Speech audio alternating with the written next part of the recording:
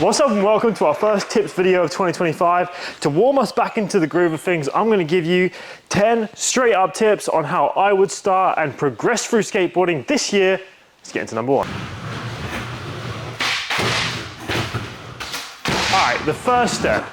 Let's try and figure out how we can actually maneuver and navigate this skateboarding world without being terrified of every single thing that might or could happen. First things first, a lot of people want to start skateboarding and actually just immediately start jumping on it, doing ollies and whatever else, but that is not how we actually progress quickly. The first thing you want to do, and I know it sounds boring, I know you've maybe heard it before, but the big thing is just learning to ride the board. Simple, seductive?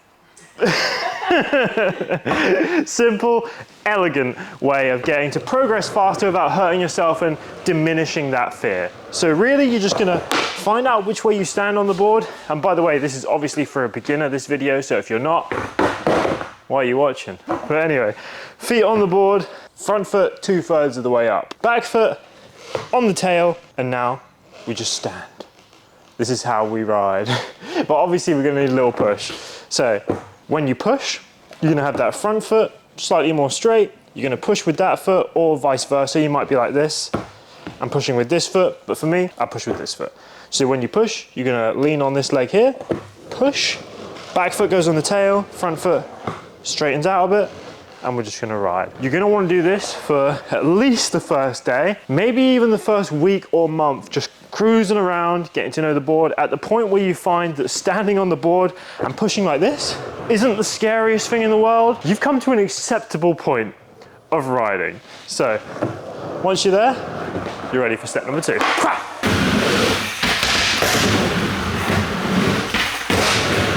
Now, you might call me out of touch, having my own ramp to skate privately in and film privately in, but you can actually get the skate park all to yourself in the exact same manner as we are here. All you have to do, pull up early.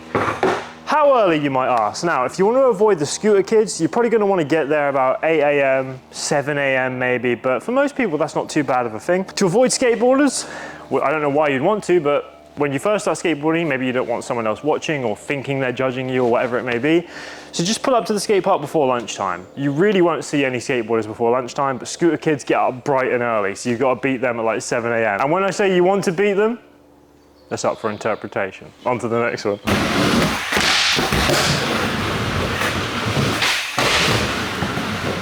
So when most people start skateboarding, they usually think, right, I've got this trick I want to learn, this trick, this trick, this trick. They've played Tony Hawk's, they've played Skater XL, they've played Skate 3, whatever it may be. You come to it and you're like, right, I've got my tricks I want to learn. First day, I'm going to be trying to get them. If I don't get them in a week, I'm out.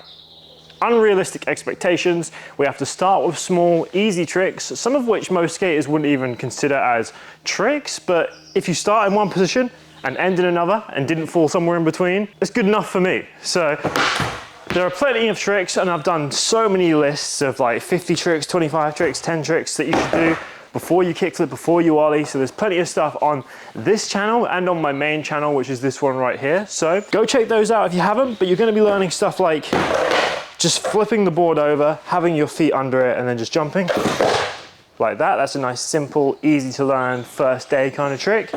There's also stuff like the shove it, so fakie shove it being the easiest one. Fakie is when you are riding backwards and you just turn the board around underneath your feet. Super low key, super low risk, can be scary at first, of course. Same with every trick at any level of skateboarding. You might get really good at the shove it, think, oh wow, that's easy now. But then you find another trick like the varial flip or the hard flip, and you could be like, this trick is so scary. It feels just like the shove it again. And that will be the case throughout all of skateboarding. You'll find something scary, learn it, then find the next thing that's scary, and hopefully learn that too.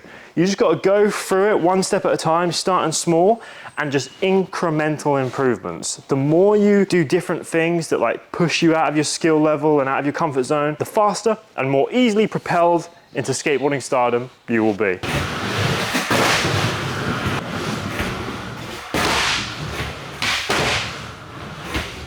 All right, next. We are going to be taking skateboarding inspiration from as many places, people, accounts, profiles, pages, channels as we possibly can. YouTube channels, you're going to be following loads of them, as many skateboarding ones you could find, except that one that we don't name. Wink, wink, if you know, you know. But on Instagram, pages like Andy Anderson's for creativity. Jeff DeCesare even is one of my favorites to watch for just like hucking it down big stair sets. Follow as many of them as you possibly can. You can go for Instagram pages, TikTok pages, YouTube accounts. There are skateboarding everywhere from different countries, different languages. If you like the Japanese style of skateboarding, like loads of freestyle and crazy technical stuff, which I personally absolutely love, you can check out all different kinds of accounts. Some of my favorite channels on YouTube are Johnny Geiger's, J Films, Brian Arnett, Jeff DeCesare, Louise Mora, and I'm sure there's a ton of others that just aren't rolling off my tongue right now, but do your research. Follow as many places as possible, find as many different trick orientations, as many different styles of skateboarding as you can, and just absorb. Watch, absorb, learn, make it part of your daily routine, take inspiration from anywhere you can. Just don't download other people's videos and re-upload them. You alright?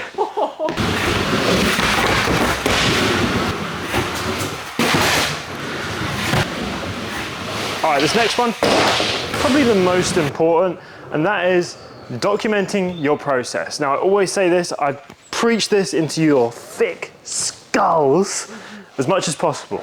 And that is just every time you learn something or think about trying something new, or you want to get some, what's the word, like third person perspective on the trick that you're trying, film it. Set up a tripod, buy one for £5, £10, lean your phone against a water bottle, put it in between two bricks. Whatever it is, you can do it for free, or if you want to splash out, you can get a nice one, but just film yourself. Like film yourself trying all these, trying shove-its, trying kickflips, and then pull up a tutorial of someone doing them same tricks, watch them, watch yourself, try and notice the nuances of the difference of what you're doing and what they're doing, and then just adapt and grow from there. So if you have a computer or a folder on your phone, just upload the tricks to there. If you've learned something, if you have a bad fall, or if you just have something interesting that you did and don't really know what it is, you can either post it and ask for advice, or just keep it in a folder so that when you look back in a year or 2 years' time, you can really see the progress unfold. Now, that is probably one of the most valuable tips that I've ever even thought of putting in one of these videos. So if you're gonna take any of them with like gospel, that's the one.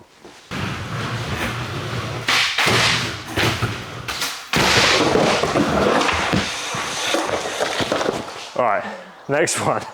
I've forgotten it, 1 sec. Set goals, set missions, set little objectives that you can slowly achieve and get through as you go through the next month, the next 3 months, the next 6 months. A trick that you want to have within a year. Say I want to learn kickflip within a year. Perfectly reasonable goal, stick that on there. Could probably even do it in 6 months, maybe even 3. If you're amazing, maybe even 1, but that's just like the top 1% of people. So put kickflip maybe at a 3 to 6 month goal, I would say. Tray flips, a year goal if you've just started. Reasonable, not necessarily like everyone's gonna do it, but it's definitely a reasonable goal. Just figure out tricks that you want to learn, ones that are easier, put them like shorter term goals, ones that are a bit harder, maybe a bit longer term goals. If you want to learn 10 kickflips, maybe do like 6 months for that. If you want to learn how to shove it, how to go down a certain ramp, like drop in here, drop in there, do a twist on this bad boy right here.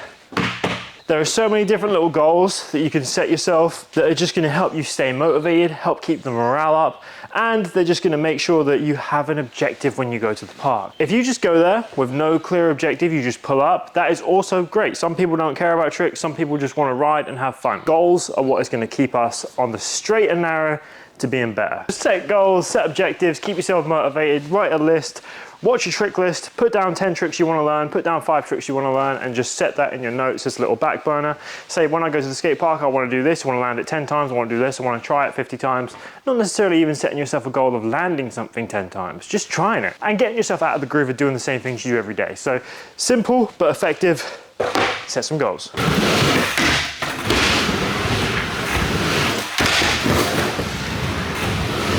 So number 9 is a big one, and this, to be honest, even if you're not skateboarding, you should be doing this anyway, and that is staying hydrated, staying motivated, staying healthy, and just keeping stretched out. The worst thing that you can have for motivation out of anything is a big injury, or if one of your friends has a big injury and they're no longer skating with you. So just make sure that when you get to the park, you at least spend 5 minutes, at least 5 minutes, just stretching out, especially if you're not used to skateboarding and your body's not quite like grown the muscle of like saying if you land on your ankle sideways, you don't have that like muscle memory or reactions to kind of bounce back and survive. So you want to make sure you spend extra time stretching out, you spend extra time on making sure you don't get hurt, because longevity is obviously the big thing we're looking for here. You don't want to get on a skateboard, learn 3 tricks rapid fire because you're rushing something, and then go to the 4th trick, hurt yourself 6 months out, and then the person that took it easy for those 6 months, never got injured, has learnt way more than you because they didn't get hurt. So just keep that in mind. Keep yourself hydrated. Water. Honestly, I'm a big sucker for an energy drink. Caffeine helps a lot when I'm skateboarding. It might do for you too, but if you're under 16, parents' permission. Wink, wink, know what I mean? But yeah, anyway, that's cringe. That's cringe. That's cringe. All right, yeah, we'll just leave that in anyway, fuck it, why not? But yeah, be healthy, stretch out, drink water, stop being a little bitch. On to the last one.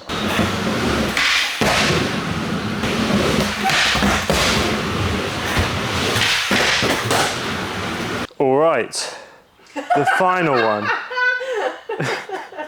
Sorry, that really got me. All right.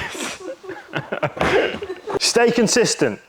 We aren't going to the skate park once a month, once a week's kind of all right, but you want to go for like 1 or 2 times a week, optimally. Once a month, you're not really going to get anywhere. If it's just for fun, fair enough, go once a month, once every 6 months, once every 12 months, whatever. Do what you want to do. But if you want to actually get good, progress, and move your way through that skateboarding scene, then we're going to need to see some consistency. We want to see you down the skate park once a week, twice a week, ideally, or if you're like me, every single day that you exist. When I was a kid, I'll be down there like 7 days a week. Admittedly, I didn't have the great at-home life, so I was kind of like just getting away from that, getting up the park, socializing, and just having some fun doing what I do. But at the end of the day, skate as much as you can. As much as you possibly can if you want to actually get good at it. If you're just looking to get good at for some exercise, once or twice a week is more than enough. Even like 2 times a month. Like I get some of you might have kids, you might be older, you might have a wife that needs you.